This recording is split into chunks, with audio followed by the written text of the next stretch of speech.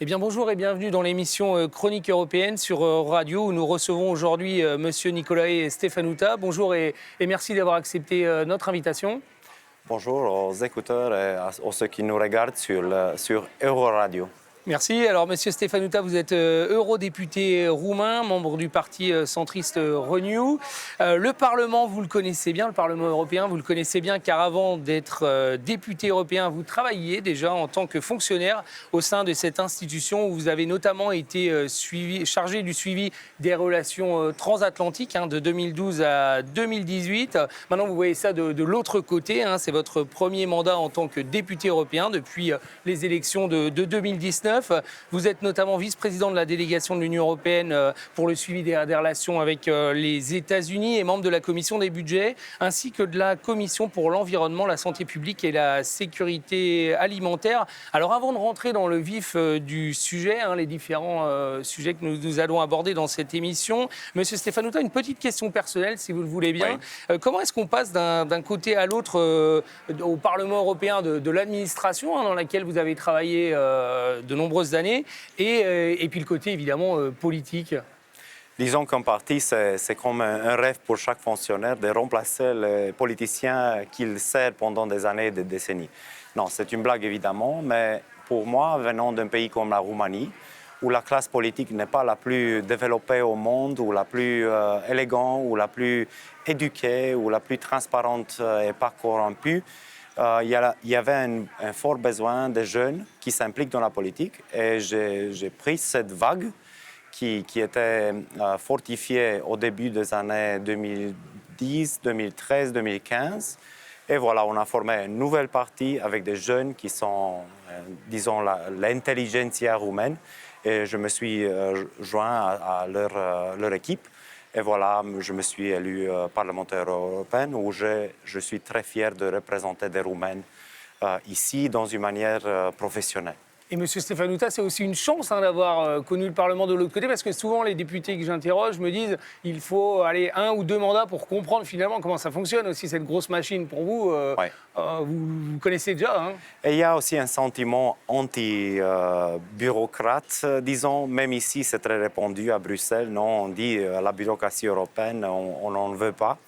Mais quand on pense que, par exemple, la bureaucratie de la ville de Paris est plus nombreuse que celle européenne, je dirais que quand même c'est une bureaucratie assez souple et assez moderne avec plein de bons gens. Oui, en tout, il y a plus de fonctionnaires pour faire tourner la ville de Paris que toutes les institutions européennes réunies. C'est ça que vous nous dites. Je pense qu'à Paris, ils ont 100 000 personnes qui travaillent dans le service public, tandis qu'ici, ils sont moins de 50 000. Donc, voilà. Merci, Monsieur Stefanuta. Alors, une première question, si vous le voulez bien, des premières questions sur la situation en Roumanie. Vous êtes eurodéputé de ce pays.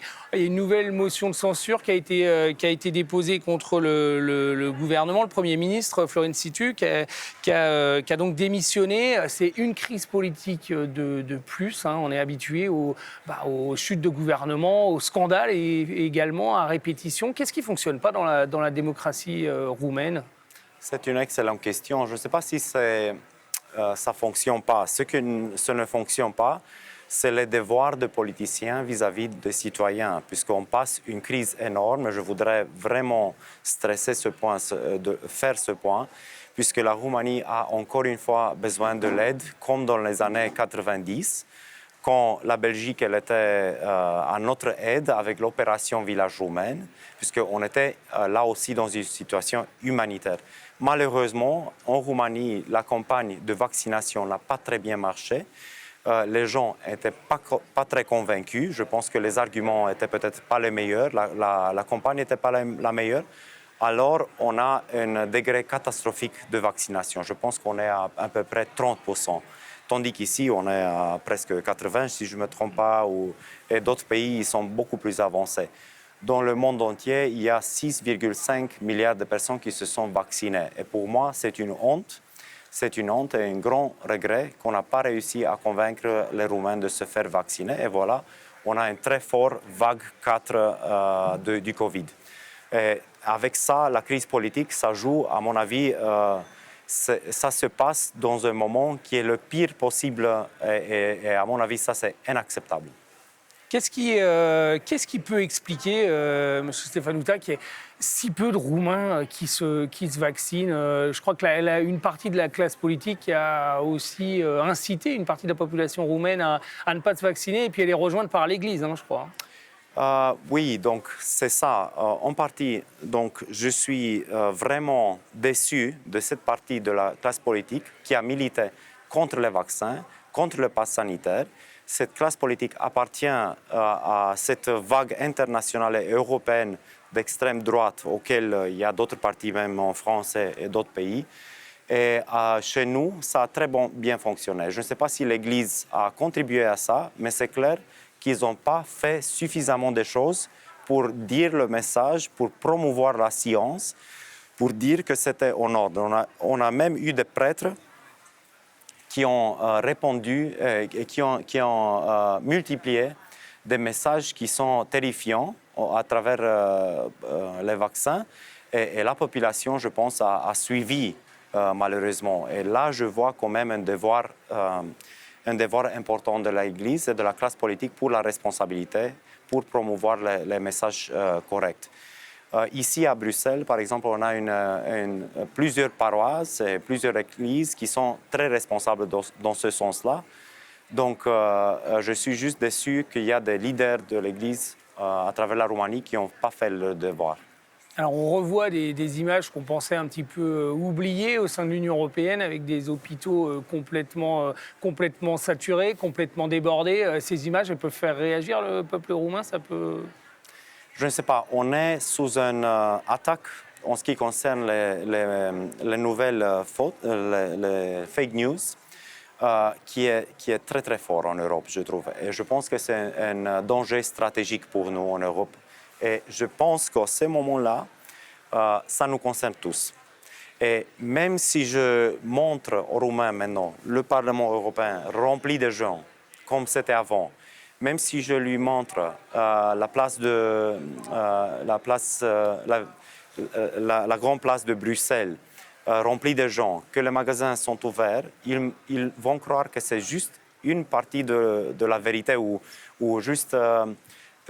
une alternative, disons, puisque pour chaque vérité, il y a d'autres milliers d'explications possibles. Et je pense que jusqu'à ce qu'on n'a pas gagné la guerre contre les nouvelles comment ça s'appelle? Fake news. Les fake news en français, c'est comment on dit aussi les fake news. Les fake news, alors je pense qu'on a vraiment, effectivement, beaucoup de troubles devant nous.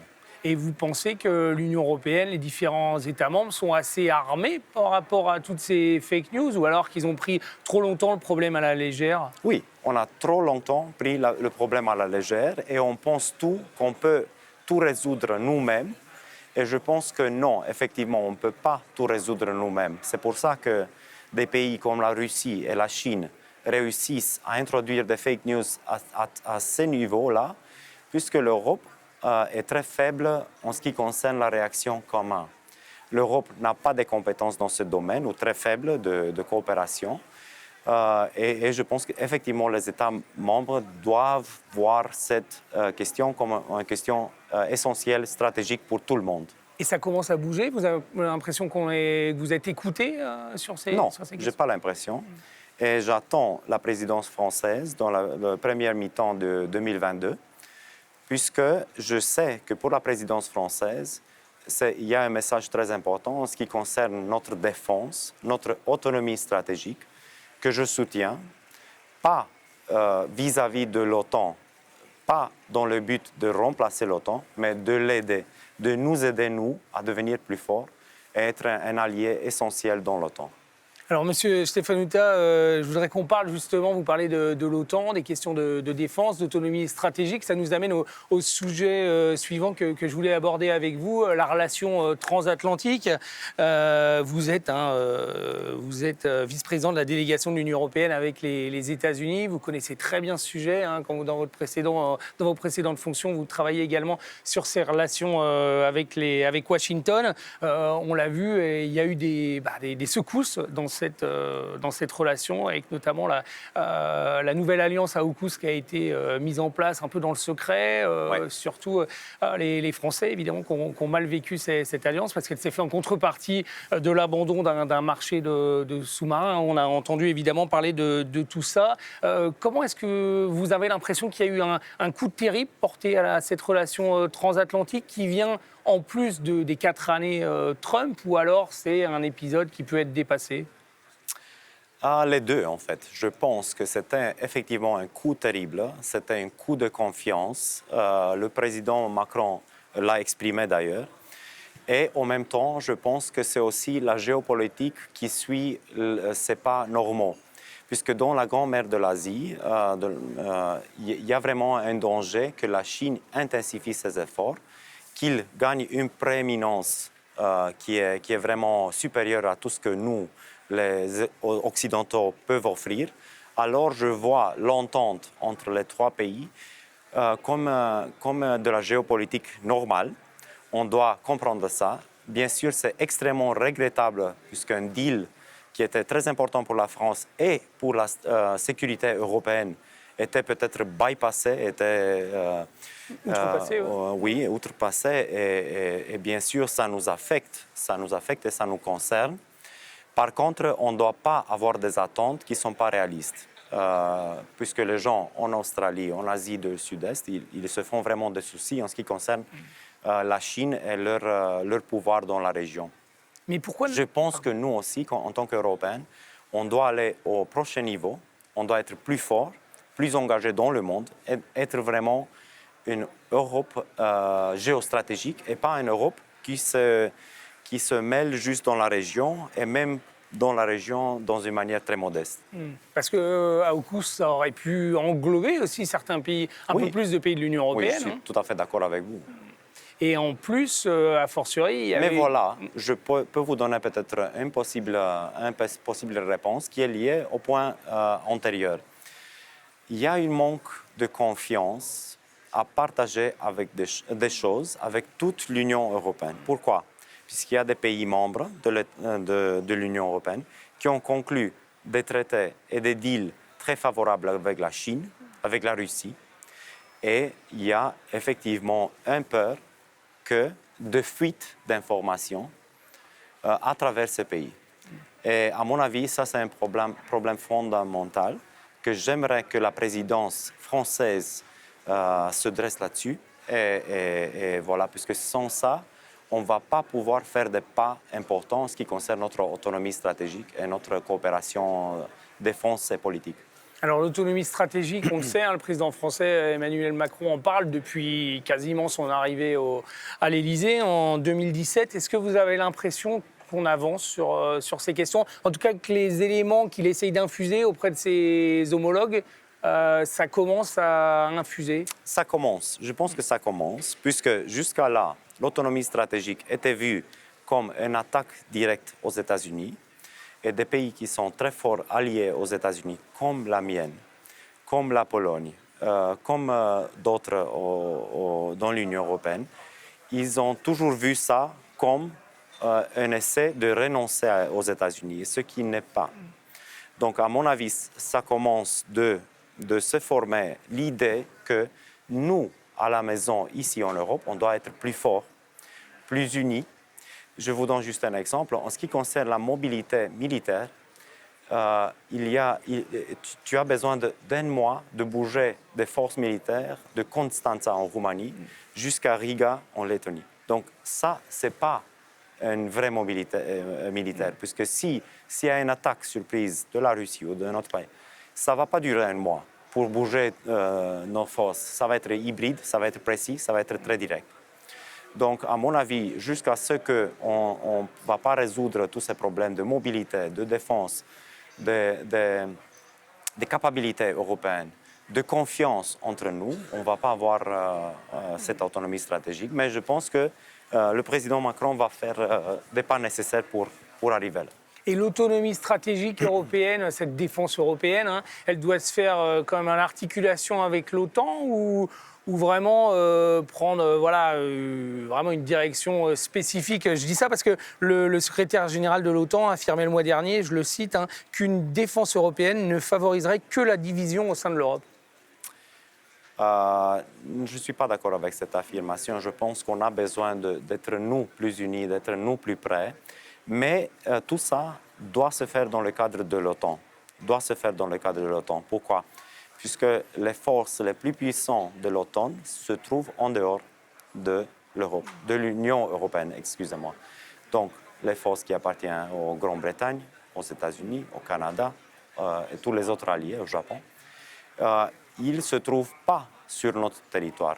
Donc, c'est-à-dire que nous, on est fort dépendants de l'OTAN et on ne peut pas faire sans. Donc, ça doit se faire dans le cadre de l'OTAN. Mais nous, on doit faire nos devoirs et ne pas avoir l'impression qu'on est dans un monde pacifiste qui est au-delà de tout conflit possible. Alors malgré les secousses hein, avec les États-Unis, on avait entendu hein, ces mots de Jean-Yves Le Drian, le ministre des Affaires étrangères français extrêmement virulent. Il avait dit Biden c'est Trump sans les tweets. Il y a quand même des avancées, il y a des dossiers qui avancent. Le 29 septembre dernier s'est tenu ainsi le premier Trade and Technology Council à Pittsburgh. Vous êtes très favorable à cette initiative. Est-ce que vous pouvez nous rappeler, d'ailleurs pour les auditeurs, hein, pas forcément au fait de ces questions, qu'est-ce que c'est? Oui, vous voyez, moi j'étais même quelqu'un qui soutenait l'ancien cadre commercial qui était détesté par une partie du public qui s'appelait TTIP.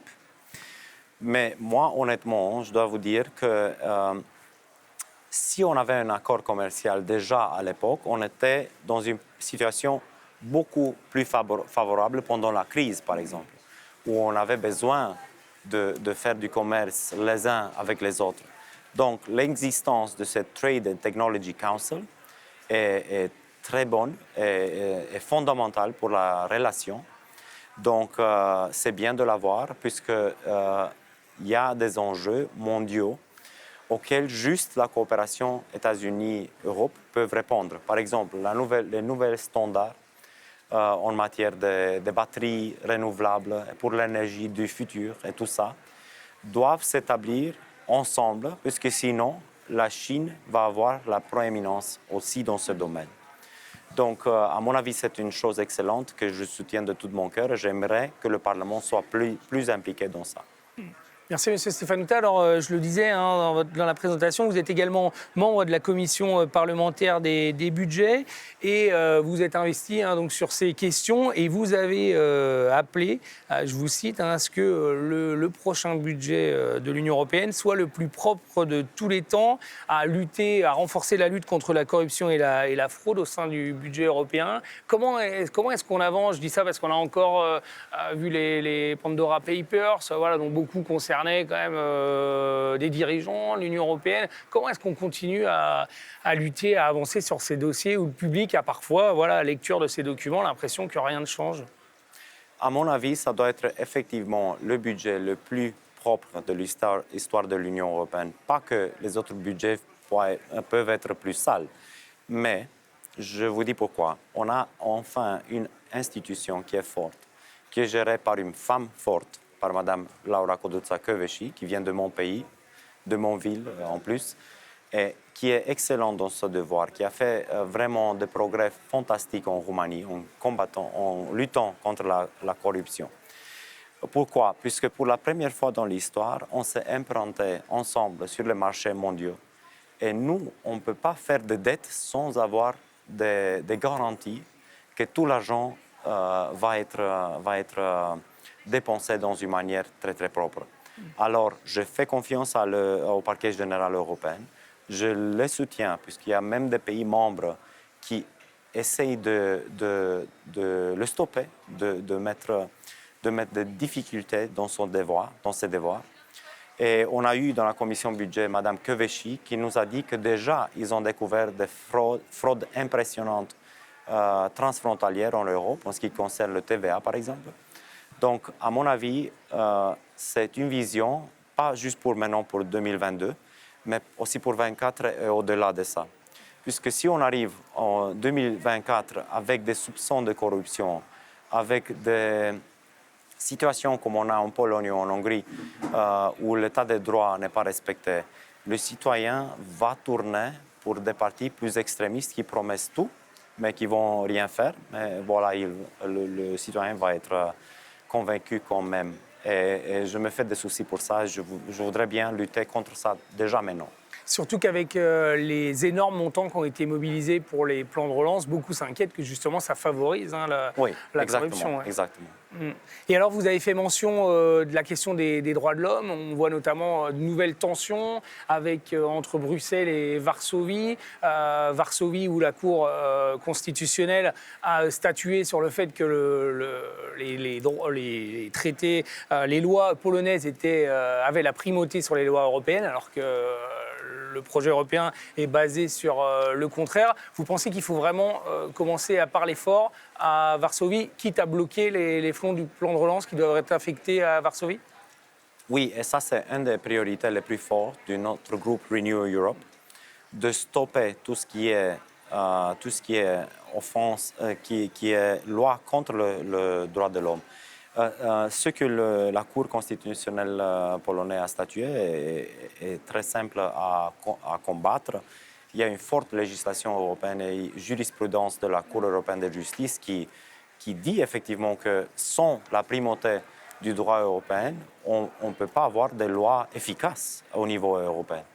Donc ça n'existe pas, ça c'est très clair à mon avis. Et oui, je pense qu'il doit y avoir des conséquences financières, puisque tous ces pays qui font n'importe quoi contre la législation européenne, ils ont un intérêt à toujours recevoir des fonds européens. Et à mon avis, le peuple va se battre contre leur propre gouvernement pour rester dans l'Union et pour garder cette primauté du droit européen dans leur pays. Oui, parce que parfois, on s'étonne un petit peu, la population dans les pays d'Europe occidentale, de l'Union, s'étonne un peu du fait, par exemple, qu'en Pologne, la population, quand on fait des sondages, s'exprime à 80% pour l'adhésion, rester dans l'Union européenne. Et en même temps, cette même population, que ce soit en Pologne, mais c'est aussi en Tchéquie, en Slovaquie, en Hongrie, évidemment, vote pour des partis complètement eurosceptiques. Puisque, à mon avis, il y a un paradoxe là-dedans. Il y a des gens qui pensent que ce parti avec lequel ils votent, il représente certaines valeurs nationales qui leur sont très chères. Mais ils ne voient pas dedans, et pendant les campagnes électorales, les partis ils vont omettre ce message anti-européen. Mais les gens sont beaucoup convaincus de l'Europe. Les gens ont besoin de l'Europe. Donc, parfois, je pense qu'il y a un petit paradoxe, puisqu'ils ne remarquent pas que ce parti qu'ils votent, ils sont effectivement des gens qui le veulent mal et qui veulent mal à l'Europe. Je ne peux pas comprendre encore le phénomène. Je le vois aussi en Roumanie en partie. Mais je pense qu'on doit mettre beaucoup plus le signe d'égalité entre les partis qui sont favorables à l'Europe et ceux qui ne sont pas. Eh bien, merci, Monsieur Stefanuta. On arrive au terme de cette émission, à laquelle je vous remercie d'avoir bien voulu participer. Je rappelle que vous êtes eurodéputé roumain, membre du groupe centriste Renew. Vous vous occupez notamment de la relation avec les États-Unis. Vous pourrez bien sûr retrouver cette émission sur les sites de radio, radio.fr ou radio.be. Merci encore, Monsieur Stefanuta, d'être intervenu sur nos ondes. Merci encore et merci à vos écouteurs. Gardez l'intérêt pour l'Europe, puisque c'est très important qu'on reste unis et qu'on reste ensemble. Eh bien, merci beaucoup. Merci. Merci. Merci.